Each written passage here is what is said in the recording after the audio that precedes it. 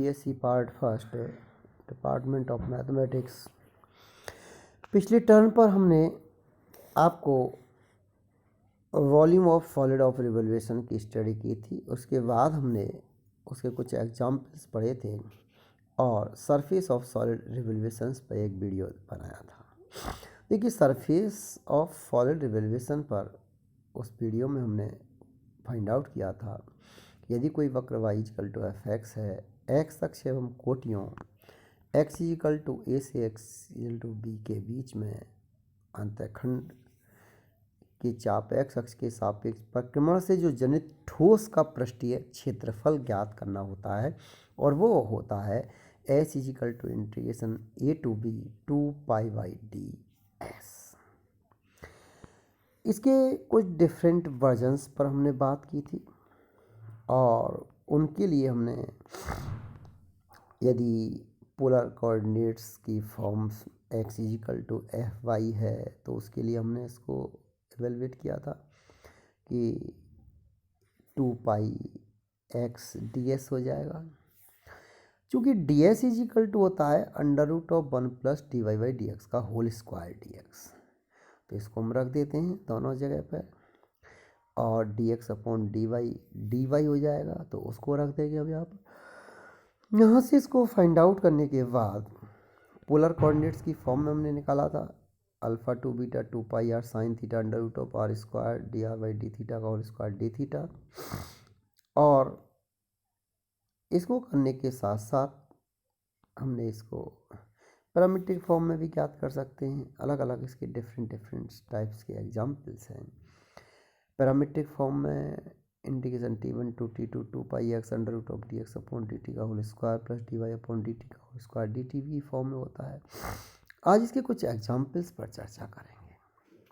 उस दिन भी हमने इसके एग्जाम्पल्स पर चर्चा नहीं की थी, तो देखिए एग्जाम्पल्स के द्वारा समझने की कोशिश करेंगे कैसे फाइंड आउट किया था। दीर्घवृत्त में भी परिक्रमण ठोस का रिवोल्यूशन याद किया था। जैसे दीर्घवृत्त है x square upon a square plus y square upon b square is equal to 1। दीर्घ अक्ष इसकी मेजर एक्सेज के सापेक्ष घुमाया जाता है, क्योंकि बताना पड़ेगा कि इसको मेजर एक्सेज के अबाउट घुमाया जा रहा है या माइनर एक्सेज के अबाउट घुमाया जा रहा है। तो परिक्रमण ठोस का दीर्घार्ध गोलार्ध यानी प्रोलेट स्फीयर का पृष्ठीय क्षेत्रफल ज्ञात करना है। Ellipse x square upon a square plus y square upon b square equal to 1 revolves round its major axis. Find the surface area of the prolate sphere generated.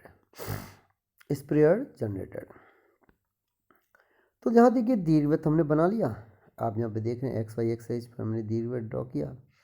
A zero axes है, ए dash minus ए zero है, major axes है, minor axes 0, B है और 0, B dash है। About major axes के इसको revolve किया गया है, तो उससे सरफेस जनरेट हुआ है इसका। तो दीर्घवृत्त घूर्णन अक्ष एक्सेज ऑफ रोटेशंस एक्स अक्ष के सापेक्ष सममित है, तो वाई अक्ष के सापेक्ष भी सममित है, दोनों अक्षों के सापेक्ष सममित होता है। तो दीर्घवृत्त ए बी, तो दीर्घवृत्त क्या हुआ, a b a dash b dash और वापस a dash, a b a dash b dash और वापस ए। पृष्ठीय क्षेत्रफल का पृष्ठीय क्षेत्रफल वही होगा जो कि ए बी ए डैश के द्वारा जनित होगा, इसलिए 2 का मल्टीप्लाई हो जाएगा उसमें। पुनः क्योंकि दीर्घवृत्त वाई अक्ष जो कि घूर्णन अक्ष के लंबवत है के सापेक्ष भी सिमेट्रिक है, ये दीर्घवृत्त जो है उसके सापेक्ष भी सिमेट्रिक है। और चाप ए बी ए डैश द्वारा जो परिक्रमण ठोस का जो पृष्ठीय क्षेत्रफल, चाप ए बी के द्वारा जो परिक्रमण ठोस के पृष्ठीय क्षेत्रफल का दोगुना होगा, क्योंकि पूरे चाप का अगर पृष्ठीय क्षेत्रफल निकालेंगे तो आधे चाप वाले जो एक्स एक्सेस के ऊपर है उसके डबल हो जाएगा। तो हम इसको, तो चाप ए बी ए डैश के द्वारा परिक्रमण ठोस का पृष्ठीय क्षेत्रफल चाप ए बी द्वारा परिक्रमण ठोस के पृष्ठीय क्षेत्रफल का दोगुना होगा। अतः चाप ए बी की जो सीमाएं हैं वो x इक्वल टू 0 से x इक्वल टू a तक है। क्योंकि दीर्घवृत्त उसका अक्ष है। तो इसलिए अभीष्ट पृष्ठीय क्षेत्रफल is equal to 2 integration 0 to a 2 pi by ds। ds is equal to under root of 1 plus d y by d x का होल स्क्वायर dx। अब इससे हम d y by d x निकाल दें, क्योंकि x square upon a square plus y square upon b square is equal to 1 होता है।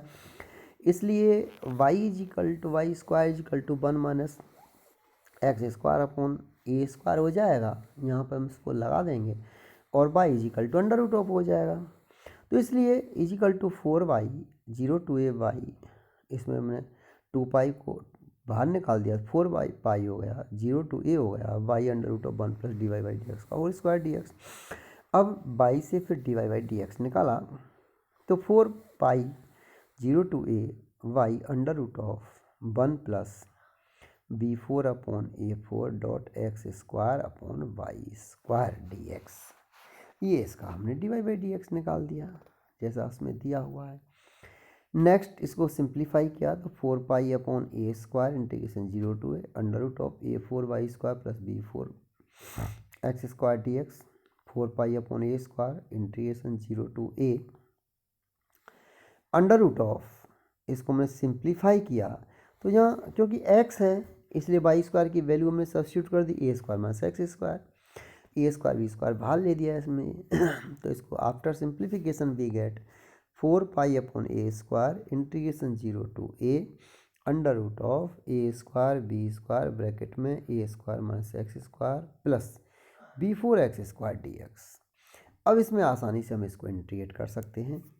हमने इसमें मान लिया कि b square is equal to a square into 1 minus e square, क्योंकि ये डायरेक्ट्रिक्स के फॉर्मूले से हमने इसको रख दिया, क्योंकि हमने इसमें रख दिया कि b square x square a square है ये, तो b square is equal to a square into 1 minus e square होता है, उत्केंद्रता का ये फॉर्मूला होता है, तो वो हमने रख दिया। तो एक इसमें से एक्स खत्म हो जाएगा, कॉमन आ जाएगा, इसलिए हमने b square is equal to a square into 1 minus e square, ये एलिप्स की उत्केंद्रता का फॉर्मूला होता है। इसलिए 4 pi b upon a square integration 0 to a square into a square minus x square plus a square into 1 minus e square into x square d x equal to integration 0 to a4। अब इसको सारे को हमने adjust कर लिया, तो ए square minus e square x square, तो यहाँ से आपका आ जाएगा, क्योंकि ए स्क्वायर एक्स स्क्वायर कट जाएगा, a4 रह जाएगा। इस तरह से इसको हम एडजस्ट कर लेंगे, और यहाँ पर हमने 4 pi a b upon a square, और अब आपका आ गया ए वी 4, यहाँ पे ए स्क्वायर a4 हो जाएगा, तो a4 आपका यहाँ पे आ जाएगा, और a4 minus x square cancel हो जाएगा, तो इसलिए यहाँ पे आ जाएगा a4, और आपका आ गया माइनस दिस। तो देखिए इसको सिंप्लीफाई करने के बाद यहाँ से इसको हम रखेंगे, तो आपका 4 pi upon A V square, और यहाँ से इसको हमने इंटीग्रेट किया। इंटीग्रेट आप जानते हैं under root of a square minus x square is equal to x upon 2, यहाँ से हम कहेंगे, और under root of 1/2 under root of a square minus x square की फॉर्म्स में आ जाएगा, plus 1/2 a square sine inverse x upon a की फॉर्म में आ जाएगा।